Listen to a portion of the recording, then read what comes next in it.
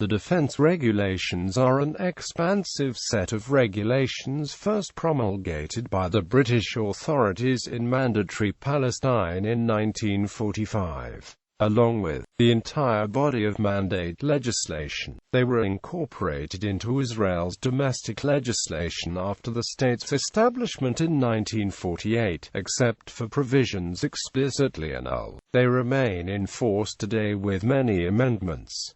The regulations as amended form an important part of the legal system in the West Bank. They permit the establishment of military tribunals to try civilians, prohibitions on the publication of books and newspapers, house demolitions, indefinite administrative detention, extensive powers of search and seizure, the sealing off of territories and the imposition of curfews. British mandate. In the midst of the Arab Revolt, the British government passed the Palestine Order in Council 1937, authorizing the British High Commissioner in Palestine to enact such regulations as appear to him in his unfettered discretion to be necessary or expedient for securing public safety, the defense of Palestine, the maintenance of public order and the suppression of mutiny, rebellion, and riot, and for maintaining supplies and services essential to the life of the community. Quote,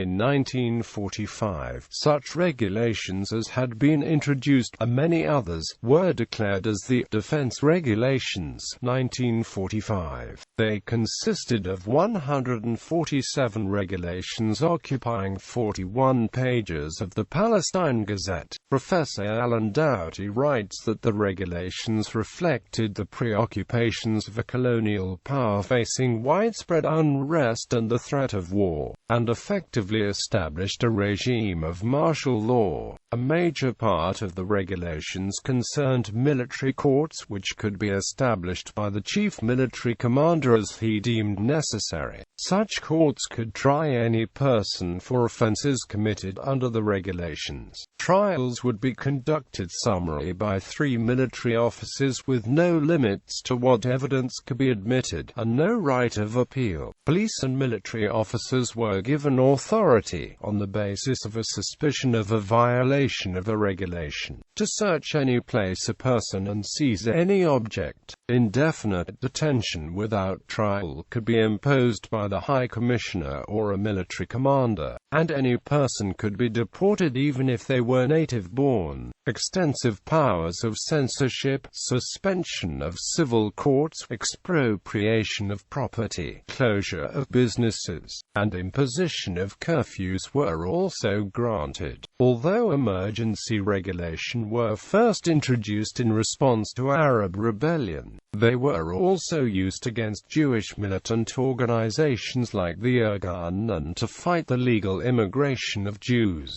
The Jewish population in Palestine vigorously protested the regulations after they were first issued. Bernard Joseph, who later became the Israeli Minister of Justice, said that the regulations deprived of the elementary protection which the laws of any civilized country afford its inhabitants, while Richard Crossman, a member of the Anglo-American Committee of Inquiry in 1946, concluded that Palestine today is a police state.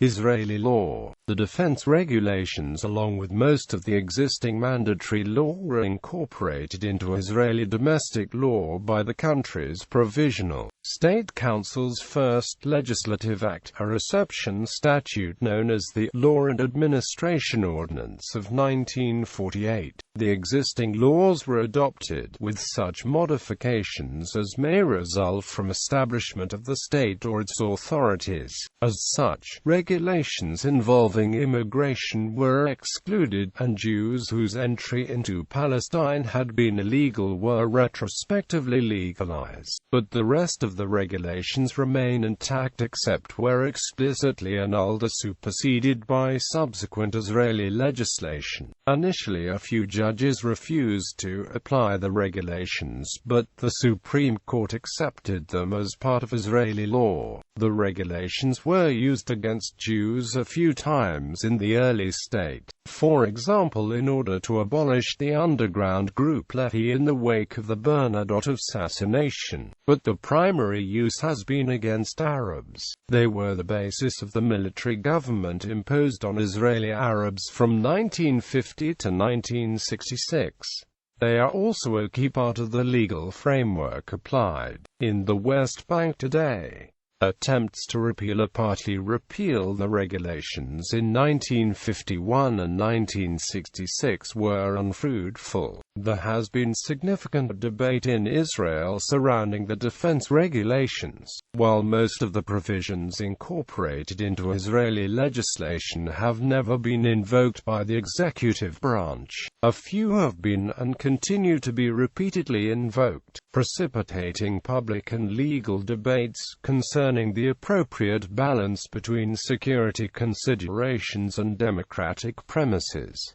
Quote, after the 1967 war, the Israeli military governor in the territories which had been occupied issued orders to the effect that existing domestic law in those places would be continued, and that they included the defense regulations, arguing that they were not revoked during the Jordanian or Egyptian administration of those areas and therefore continued to be in effect since 1945. This position was confirmed by the Israel Supreme Court. Application. The provisions of the regulations most frequently applied in the occupied territories are those dealing with censorship, address restriction, detention and deportation, and closure of areas. The context in which they have been invoked is inextricably linked to the Arab-Israeli conflict and has had an impact upon relations between Jews and Arabs in Israel. These provisions of the regulations are generally invoked much less frequently within Israel itself today than was the case in the past. The provisions that apply to publishing houses and published materials allow for the summary closure of publications and restrictions on distribution. The military censor can prevent the publication not only of sensitive security material, but anything that is deemed prejudicial to public order.